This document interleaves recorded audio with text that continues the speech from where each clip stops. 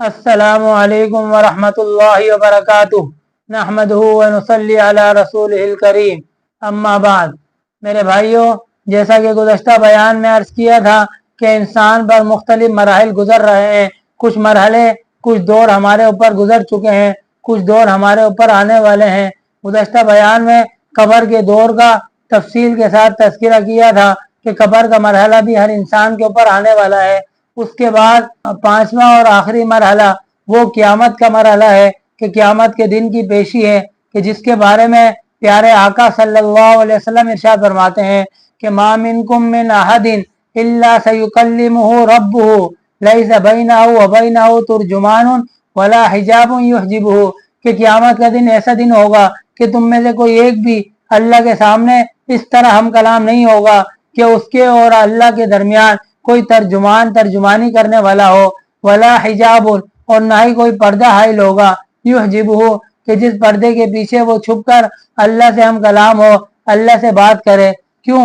ये अल्लाह तबारक व तआला ने इसीलिए बता दिया कि दुनियावी दस्तूर की तरह कि दुनिया में कोई किसी बड़े के पास जाता है तो दरमियान में वास्ते वाला तर्जुमान और उसका चेला होता है कि वो उससे बात कर लेता है, नरम गरम बात कर लेता है और उसकी सिफारिश कर देता है। तो अल्लाह तबारक व तआला उसी तरफ अल्लाह के नबी की ज़बानी इशारा कर रहे हैं कि कल क़यामत का दरबार ऐसा दरबार होगा कि मेरे और उस बंदे के दरमियान कोई तर्जुमानी करने वाला नहीं होगा, बराह रास्त में उससे हम कलाम होगा, आमने सामना उसके आमने सामने बातचीत होगी, और वला हिजाबुन, ना ही कोई पर्दा होगा।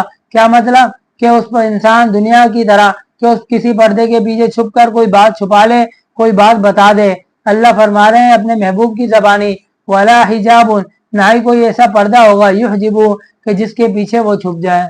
तो मालूम हो गया इस हदीस मुबारक से कि क़यामत का दिन ऐसा दिन होगा कि जिस दिन रूबरू अल्लाह के आमने सामने अल्लाह के सामने पेशी होगी, दरमियान में कोई तर्जुमान नहीं होगा, ना ही कोई पर्दा हाइल होगा कि हम बात बातें छुपा ले और बात छोड़ दे। तो क़यामत का दिन ऐसा दिन होगा। इसी तरह हदीस शरीफ में आता है कि एक शख्स को क़यामत के दिन पेश किया जाएगा कि जिसने 500 साल अल्लाह की इबादत की होगी, जिसने 500 साल अल्लाह की इबादत की होगी, उसको अल्लाह के सामने पेश किया जाएगा। तो अल्लाह ताला ऐलान फरमाएंगे कि जा मेरी रहमत से जन्नत में दाखिल हो जा। तो वो दिल में ख्याल आएगा उसके कि मैंने तो 500 साल अल्लाह की इबादत की, उसका क्या बना? तो फौरन अर्ज करेगा, मेरे आका, ये 500 साल जो मैंने अल्लाह की इबादत की, 500 साल जो मैंने आपकी इबादत की, उसका क्या सिला मिला? तो अल्लाह तबारक व तआला फौरन फरिश्तों को हुक्म देंगे कि जाओ जरा इसे जहन्नम की सैर तो करा कर ले आओ, जाओ जाकर इसे जहन्नम की सैर तो करा के ले आओ। चुनाचे वो फरिश्ते उसे लेकर जहन्नम के रास्ते पर चलेंगे। जैसे ही वो जहन्नम के करीब होना शुरू होगा, उसे जहन्नम की गर्मी और तपिश की वजह से प्यास लगना शुरू हो जाएगी। फिर प्यास की शिद्दत बढ़ती चली जाएगी। जैसे ही वो शिद्दत बढ़ते बढ़ते मरने के करीब हो जाएगा, तो अल्लाह फौरन एक फरिश्ते को उसके रास्ते में खड़ा कर देंगे। वो पानी का गिलास लेकर वो फरिश्ता उस रास्ते में खड़ा हो जाएगा। तो वो बंदा जिसने 500 साल अल्लाह की इबादत की होगी, जैसे ही उसको देखेगा तो फौरन कहेगा मुझे पानी पिला दो, मुझे प्यास बहुत शिद्दत से लग रही है। तो वो फरिश्ता कहेगा नहीं नहीं, पानी ऐसे नहीं मिलेगा, बल्कि तुझे पानी की कीमत अदा करनी पड़ेगी। वो चूंकि प्यास की शिद्दत की वजह से मरने के करीब होगा, तो फौरन पूछेगा बताओ बताओ, क्या पानी की कीमत क्या है, मैं देने के लिए तैयार हूँ। तो फरिश्ता कहेगा इसे एक गिलास पानी की कीमत 500 साल की इबादत है। तो चूंकि वो प्यास की शिद्दत से मर रहा होगा, तो फौरन कहेगा ये लो मेरी 500 साल की इबादत, लेकिन मुझे पानी का गिलास पिला दो। चुनाचे वो 500 साल की इबादत उसे देगा और पानी का गिलास उससे लेगा। जैसे ही पानी का गिलास उससे लेगा, अल्लाह फौरन उसे अपने पास बुलाएंगे और उसे कहेंगे कि बता तेरी 500 साल की इबादत की कीमत तो सिर्फ एक गिलास पानी है। अब तू जरा मुझे हिसाब दे कि दुनिया में मैंने तुझे कितने गिलास पानी पिलाया। जैसे ही अल्लाह तबारक तआला फरमाएंगे, वो शर्म के मारे झुक जाएगा, अल्लाह के सामने गिर जाएगा और अल्लाह से माफी मांगेगा। फिर अल्लाह फरमाएंगे कि जा मेरी रहमत से जन्नत में दाखिल हो जाए। तो क़यामत का मामला ऐसा मामला है कि वहां सब कुछ सामने सामने होगा। इसी तरह एक हदीस शरीफ में आता है कि कल क़यामत के दिन एक शख्स को पेश किया जाएगा कि जिसने अल्लाह पाक की मुसलसल इबादत की होगी, कभी अल्लाह की नाफरमानी ना की। तो अल्लाह ताला उससे फरमाएंगे کہ پیش کر تو میرے سامنے کیا میرے لیے کیا لے کر آیا ہے, تو ذرا میرے سامنے پیش کر. تو وہ دل میں سوچے گا کہ عبادت تو میں نے بہت زیادہ کی ہے, عبادت کو بعد میں پیش کروں گا, میں اللہ کی توحید کو پیش کرتا ہوں. چنانچہ وہ اللہ کے سامنے عرض کرے گا یا باری تعالیٰ اور تو کچھ نہیں, میں تیرے سامنے توحید لے کر آیا ہوں.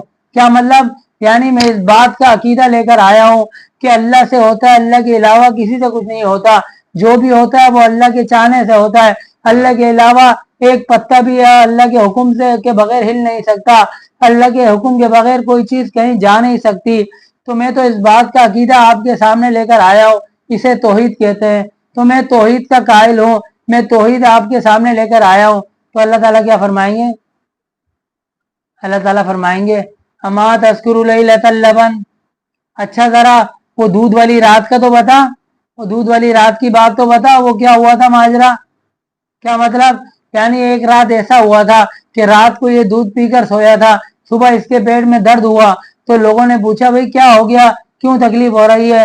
تو اس نے جواب دیا تھا کہ رات میں نے دودھ پی لیا تھا, اس کی وجہ سے پیٹ میں درد ہو گیا. تو اللہ فرمائیں گے ادھر تو کہہ رہا ہے کہ میں توحید کا قائل ہوں, میں تیرے لیے توحید لے کر آیا ہوں, کہ میں تو اس بات کا عقیدہ لے کر آیا ہوں کہ صرف تیرے چاہنے سے ہوتا ہے, تیرے علاوہ کسی سے کچھ نہیں ہو سکتا.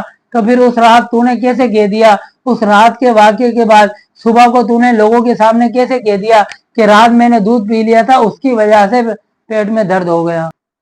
تو جیسے ہی اللہ سوال کریں گے تو وہ بھی اللہ کے سامنے گر جائے گا اور اللہ سے معافی مانگے گا. تو معلوم ہو گیا کہ اللہ کے سامنے ہر چیز کا سوال و جواب دینا ہے, آمنا سامنا اللہ کے سامنے ہونا ہے. اسی لیے بس اس کی تیاری کے لیے اللہ تبارک و تعالی نے دنیا میں بھیجا ہے. اللہ فرماتے ہیں کہ اگر مومن بندہ گناہ گار ہوگا, گناہ کرے گا, تو دنیا میں معافی مانگتا رہا, پھر گناہ ہوگا معافی مانگتا رہا, جب قیامت کے دن اس کی پیشی ہوگی تو کیا معاملہ ہوگا؟ توجہ کرنا, اللہ کے نبی فرماتے ہیں کہ قیامت کا دن ہوگا, ان اللہ یدنی المؤمن, کہ اللہ تعالیٰ مومن بندے کو اپنے پاس بلائیں گے, فیضا علیہ کنفہ, اور اس کے اوپر چادر ڈالیں گے, ویسترہ, اور اسے پردے میں ڈھانپ لیں گے. پھر اللہ تعالیٰ اس سے ہم کلام ہوں گے, تعریف ذنب کذا, کیا تو نے یہ گناہ کیا؟ تعریف ذنب کذا, کیا تو نے یہ گناہ کیا؟ تعریف ذنب کذا, کیا تو نے یہ بھی گناہ کیا؟ فقال نعم ہی برب, تو وہ اقرار کرتا جائے گا جی ہاں میرے ربا, میں نے یہ گناہ بھی کیا, میں نے یہ گناہ بھی کیا. حدیث شریف میں آتا ہے حتی قررہ بذنوبہ, یہاں تک کہ وہ اپنے گناہوں کا اقرار کرتا چلا جائے گا, اپنے گناہوں کو تسلیم کرتا چلا جائے گا. ورعا فی نفسہ, اور اسے اپنے دل میں یقین ہو جائے گا کہ انہ قد ہلک, کہ بس اب میں ہلاک ہو گیا, میرے تو اتنے گناہ آ گئے, اب میں ہلاک و برباد ہو گیا. پھر اللہ تبارک تعالیٰ آخر میں فرمائیں گے جب گناہ پورے ہو گئے, اس نے تمام گناہوں کا اقرار کر لیا, تو اللہ تعالیٰ کیا فرمائیں گے؟ اللہ تعالیٰ فرمائیں گے سترتھا علیک فی الدنیا, اے میرے بندے میں نے تیرے عیبوں پر دنیا میں پردہ ڈالے رکھا, تیرے عیبوں کو لوگوں سے چھپاتا رہا, تیری عزت کو لوگوں کے سامنے بچاتا رہا, تیری عزت کو, تیرے مرتبے کو, درجے کو لوگوں کے سامنے اچھا بنا کر دکھاتا رہا. سترتھا علیک فی الدنیا, کہ میں نے تیرے عیبوں پر دنیا میں پردہ ڈالے رکھا, تو میں تو رب ہوں, میں تو رب ہوں, میں نے دنیا میں تیرے عیبوں پر پردہ ڈالے رکھا. وانا اغفرھا لک اليوم, جا آج کے دن بھی میں تیری مغفرت کرتا ہوں, جا آج کے دن بھی میں تجھے معاف کرتا ہوں. فیؤتی کتاب حسناتی, پھر اللہ اس کے گناہوں کا اعمال نامہ اپنے پاس رکھ لیں گے. فیؤتی کتاب حسناتی, اسے نیکیوں کا اس کا اعمال نامہ اس کے حوالے کر کر اس کے لیے جنت کے فیصلے کا اعلان کر دیں گے.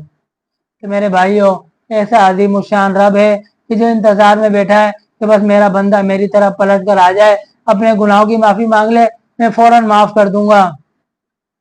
آج کل اکثر ایسا ہوتا ہے کہ جب ہم کسی کو میرے دعا کے لیے کہتے ہیں کہ بھائی دعا کرنا, تو فوراً کہتا ہے کہ ہم تو گناہ گار بندے ہیں, مولوی صاحب آپ دعا کرنا, آپ نیک بندے, آپ دعا کرنا.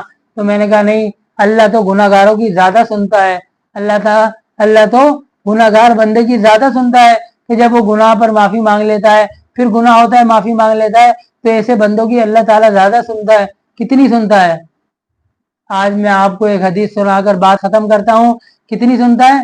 حدیث شریف میں آتا ہے کہ اللہ تعالیٰ فرماتے ہیں کہ اگر سارے کے سارے لوگ نیک ہو جائیں گے، سارے کے سارے نیکوکار بن جائیں گے، نیکیاں کرنے لگ جائیں گے، تو میں ان سب کو ختم کر دوں گا، پھر میں ایک دوسری قوم لے کر آؤں گا جو گناہ کرے گی، پھر توبہ کرے گی، گناہ کرے گی، توبہ کرے گی۔ مجھے ایسے گناہ گار لوگ مجھے پسند ہیں۔ ذرا توجہ کریں کہ اللہ تعالیٰ فرما رہے ہیں کہ مجھے ایسے گناہ گار پسند ہیں کہ اگر گناہ ہو جائے تو فوراً توبہ کر لے، گناہ ہو جائے فوراً توبہ کر لے تو میں اس کی مغفرت کر دوں گا اور اسے اپنا محبوب بنا لوں گا۔ بس اللہ تعالیٰ سے دعا ہے کہ اللہ تعالیٰ ہم جو کمزور ہیں، دنیا میں آئے ہیں، گناہ ہوتے ہیں، لیکن عزم کر لیں کہ جب بھی ہم سے گناہ ہو ہم فوراً اللہ سے معافی مانگ لیں۔ اللہ تو انتظار میں بیٹھا ہے، ادھر ہم نے ہاتھ اٹھا کر معافی مانگی، اللہ فوراً ہمارے گناہ کو معاف کر دے گا۔ تو اللہ تعالیٰ سے دعا ہے کہ اللہ تعالیٰ ہمیں رہتے ہوئے جو ہمارے اوپر چوتھا دور، جو ہمارے اوپر تیسرا دور جو دنیا کا چل رہا ہے، اسی دور کو اللہ تعالیٰ میں قیمتی بنا کر قبر اور آخرت کے جو مراحل باقی ہیں ان سب کی تیاری کرنے کی اللہ توفیق عطا فرمائے۔ وآخر دعوانا الحمدللہ رب العالمین۔